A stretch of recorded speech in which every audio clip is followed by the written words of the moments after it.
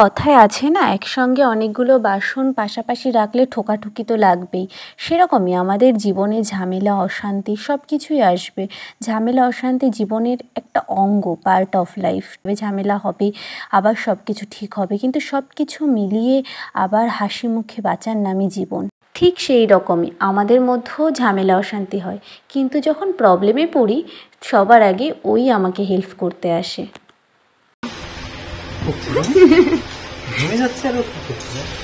কি করছো তুমি? বউ রান্না করতে পারে না, আমার নিজে রান্না করতে হচ্ছে।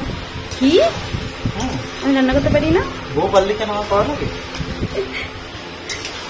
কি কষ্ট, গরমের মধ্যে ঘেমে যাচ্ছে। ঘাম মুছিয়ে দাও।